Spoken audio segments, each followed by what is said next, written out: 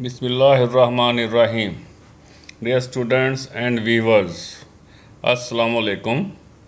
आज हम lecture number 12 देखेंगे और इस लेक्चर में जो हमारा टॉपिक है, जो क्वेश्चंस हैं, उनका ताल्लुक़ कोर्स ऑफ एक्शन से है।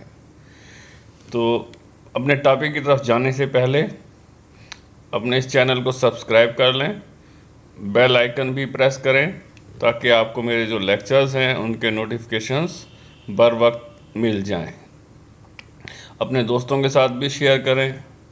कोई प्रॉब्लम अगर है तो वो मुझे कमेंट कर दें, इंशाल्लाह उसको मैं नेक्स्ट लेक्चर में कवर करूँगा। आज का जो लेक्चर है ये भी क्वेश्चन मुझे एक स्टूडेंट ने भेजा था और उसने कहा था सर इसके ऊपर लेक्चर बनाएं, तो ये उस स्टूडेंट के लिए मैं लेक्चर बना रहा हूँ। तो आइए शुरू करते हैं।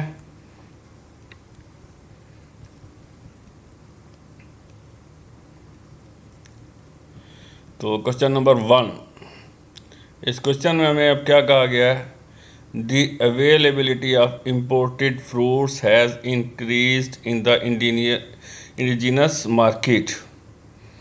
मकामी मार्केट में इम्पोर्टेड फ्रूट्स की जो दस्तयाबी है वो बढ़ गई है। मतलब क्या है कि हमारी जो लोकल मार्केट है फ्रूट्स की, वहाँ पर इम्पोर्टेड फ्रूट ज़्यादा नज़र आ रहा है, ये इसका मतलब है। And so the demand for indigenous fruits has been decreased. और जो हमारा मकामी फ्रूट है उसकी डिमांड जो है हमारी लोकल मार्केट में कम हो गई है। ये स्टेटमेंट हमें गिवन है। क्या है स्टेटमेंट में? कि हमारी जो लोकल फ्रूट की मार्केट है वो कम हो गई है। और उसके कम होने की वजह क्या है? कि जो इम्पोर्टेड फ्रूट है वो हमारी मार्केट में ज़्यादा दस्तयाब है और लोग उसकी तरफ ज़्यादा जा रहे हैं। इम्पोर्टेड फ्रूट को लोग ज़्यादा ख़रीद रहे हैं। इसका मतलब ये हो गया। अब इस स्टेटमेंट को अगर हम देखें तो उसने हमें क्या बताया है कि जो इम्पोर्टेड फ्रूट है उसकी डिमांड बढ़ गई है, लोकल फ्रूट की डिमांड कम हो गई है। अब इसका क्या कंक्लूजन हम निकाल सकते हैं? कि जो इम्पोर्टेड फ्रूट है उसकी क्वालिटी बेहतर है, तभी लोग उसकी तरफ जा रहे हैं।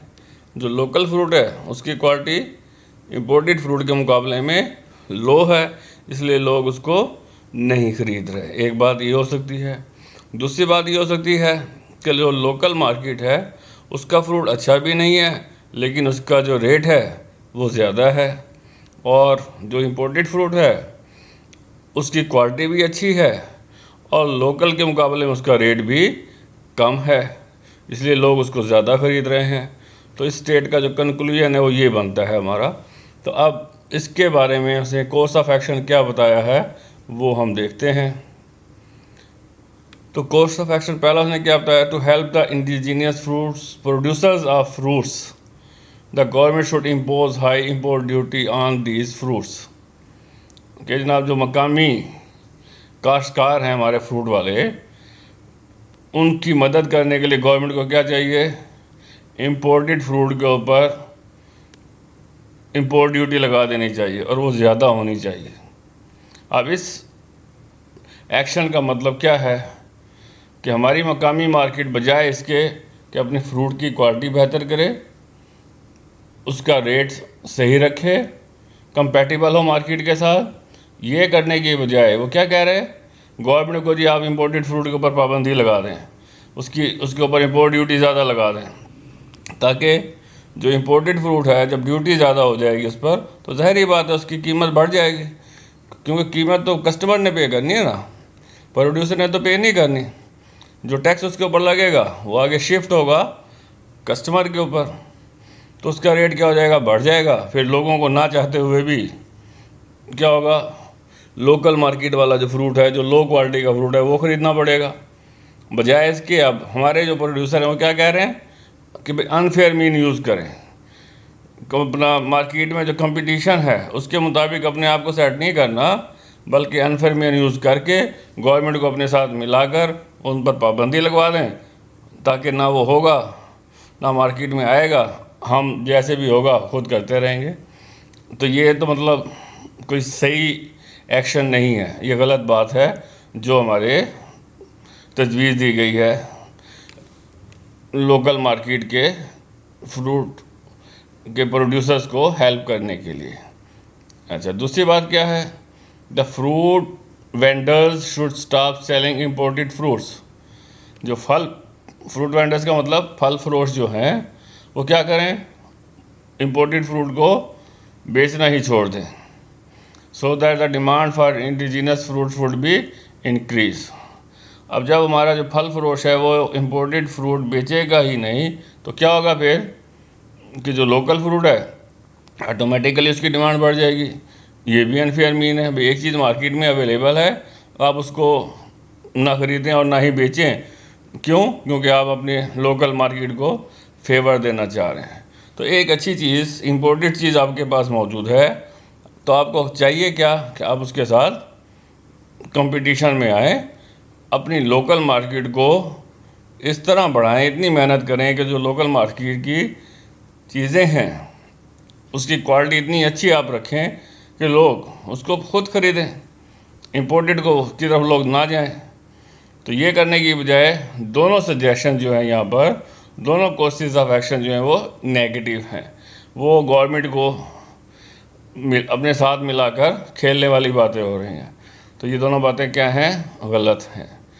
तो अब यहाँ पर हमने देखना है कौन सा ऑप्शन ठीक हो सकता है। ऑप्शन 1 में उसने क्या कहा हमें, ए में ओनली वन फॉलोस, यानी कि जो पहली स्टेटमेंट है सिर्फ इसके ऊपर अमल करना चाहिए। तो ये गलत है क्योंकि ये अनफेयर मीन है स्टेटमेंट में, ऐसी चीज़ नहीं है जिसको आप हमारी गिवन स्टेटमेंट के साथ कंपैटिबल हो। गिवन स्टेटमेंट में क्या है कि जो हमारे पास लोकल मार्केट है उसकी डिमांड कम है फ्रूट्स की, इम्पोर्टेड की ज़्यादा है, यही उसने बताया हमें। तो इस स्टेटमेंट के मुताबिक तो जो हमारी पहली सजेशन दी गई है वो क्या है, गलत है।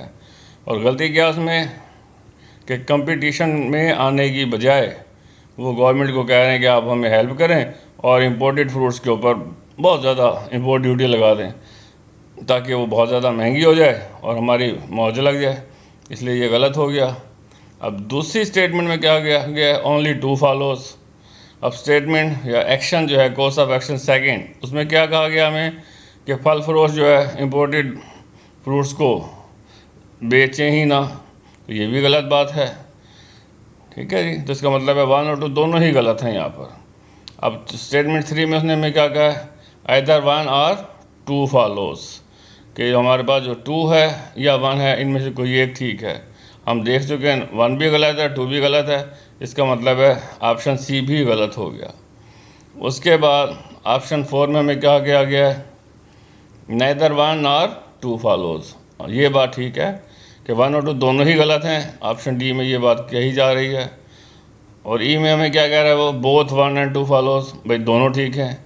हम ए और बी में देख चुके हैं 1 भी ठीक नहीं है, 2 भी ठीक नहीं है, इसलिए दोनों ठीक वाली बात भी गलत हो गई। तो क्या ठीक है, ऑप्शन डी यहाँ पर हमारा आंसर बनता है कि 1 भी ठीक नहीं है और 2 भी ठीक नहीं है। तो ये हमारा पहला सवाल हो गया। अब हम क्वेश्चन 2 देखते हैं। इस क्वेश्चन में हमें क्या कहा गया है, a large number of people in ward X of the city are diagnosed to be suffering from a fatal malaria type. यानी कि कोई शहर है, उसका एक वार्ड है एक्स, उस वार्ड में बहुत सारे लोगों के अंदर मलेरिया की जो एक मोहल्लिक टाइप है, ख़तरनाक टाइप जो है मलेरिया की, वो डायग्नोज हुई है। ठीक है जी, किसी ख़ास इलाके में, किसी शहर के एक वार्ड एक्स में बहुत सारे लोगों के अंदर मलेरिया डायग्नोज हुआ है, ये स्टेटमेंट है। अब हमने देखना है क्या कोर्स ऑफ एक्शन बताए गए हैं। तो पहला कोर्स ऑफ एक्शन क्या है, the city municipal authority should take immediate steps to carry out extensive fumigation in ward X. के इलाके में जो म्यूनसिपल कमेटी है उस इलाके की, वो क्या करे, फ़ौरन वार्ड एक्स में मलेरिया के हवाले से फ्यूमिगेशन जो है वो करवाए, यानी कि उस इलाके में मलेरिया के लिए फ्यूमिगेशन का मतलब आम अल्फाज में क्या होता है, जैसे हम घरों में कहते हैं ना धुनी दे रहे हैं, तो धुनी देना वो एक एक्सटेंसिव मतलब बहुत ज़्यादा धुआं इस तरह की चीज़, उनके पास एक स्प्रे होता है म्यूनसिपल कमेटी के पास, वो जब स्प्रे करते हैं तो ऐसा लगता है उस ख़ास इलाके में धुआं बहुत ज़्यादा हो गया है। तो धुनी देना मतलब इसका आम अल्फाज में मतलब है। तो वहाँ पर मतलब इस तरह का स्प्रे किया जाए जिससे मलेरिया से बचा जा सके। तो ये वाली बात ठीक है, ये वो एक्शन है जो मलेरिया पर काबू पाने के लिए लिया जा सकता है। तो ये वाली बात तो हमें ठीक लग रही है, ठीक है। दूसरी बात में उसने क्या कहा हमें, the people in the area should be advise to take steps to avoid mosquito bites. मतलब उस इलाके में यानी कि वार्ड एक्स में जो लोग मौजूद हैं, जो लोग रहते हैं, उनको नसीहत की जाए, उनको बताया जाए कि आप ऐसे स्टेप्स लें, ऐसे काम करें जिसकी मदद से आपको मच्छर ना काटें। ठीक है जी, मच्छरों के काटने से बचें। तो इसके लिए क्या हो सकता है कि वो मुख्तलिफ स्टेप्स हैं जो आप जानते हैं। मतलब ऐसे कपड़े पहने जिससे आपका जिस्म ढंपा हुआ हो, जिस्म का ऐसा नज़र ना आ रहा हो कोई कि मच्छर काटे। इसी तरह मच्छर के काटने के हवाले से मुख्तलिफ चीज़ें हमें मिलती हैं मार्केट से, वो यूज़ करें ताकि मच्छर हमें ना काटें। तो ये बहुत सारे स्टेप्स हैं जो मकामी लोग भी ले सकते हैं। तो यहाँ पर ये दोनों बातें जो हैं ठीक हैं। तो सवाल हमारा क्या था, उसने हमें क्या कहा था कि एक शहर है, उसका वार्ड है एक्स, उस वार्ड में बहुत सारे लोगों के अंदर मलेरिया डायग्नोज हुआ है। अब उस मलेरिया पर काबू पाने के लिए, उस ख़ास इलाके में जो लोगों में मलेरिया डायग्नोज हुआ है उस पर काबू पाने के लिए 2 सजेशंस दी गई हैं। और वो क्या सजेशन है कि म्यूनसिपल कमेटी के लोग या म्यूनसिपल कमेटी जो है वो क्या करे, फ़ौरन उस इलाके में स्प्रे करवाए, जो मलेरिया के एंटी मलेरिया स्प्रे निकालने करवाए वहाँ पर। और फ्यूमिगेशन का वर्ड यूज़ किया है, तो इसका मतलब क्या होता है, धुनी देना, यानी कि उस इलाके को, पूरे इलाके को धुनी दें वो ख़ास स्प्रे से। उससे क्या होगा, पूरे इलाके में ऐसा लगेगा जैसे धुआं ही धुआं है। तो ये पहली बात है और ये बात ठीक है।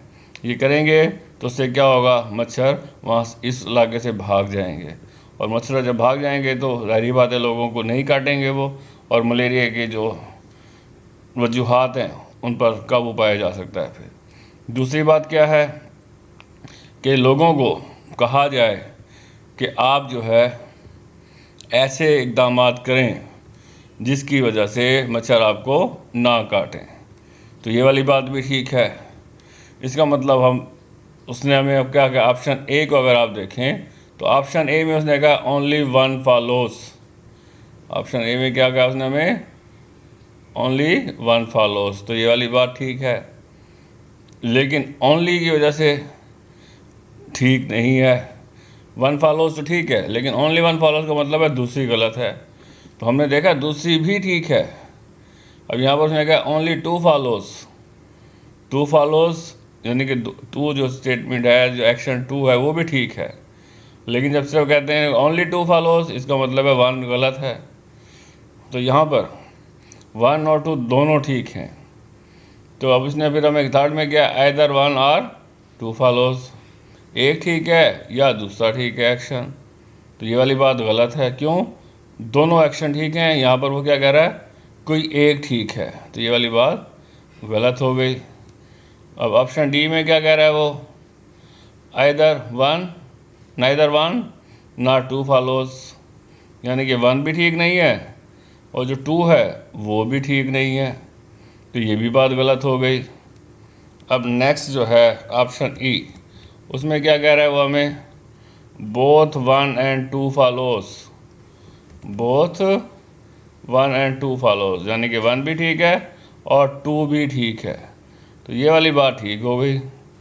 तो यहाँ तक तो ये तो हो गया ठीक। ऑप्शन ई यहाँ पर करेक्ट है कि वन और टू दोनों ठीक हैं। तो ए में उसने कहा सिर्फ एक ठीक है, बी में क्या कहा उसने सिर्फ टू ठीक है, और ई में वो क्या कह रहा है, दोनों ठीक हैं।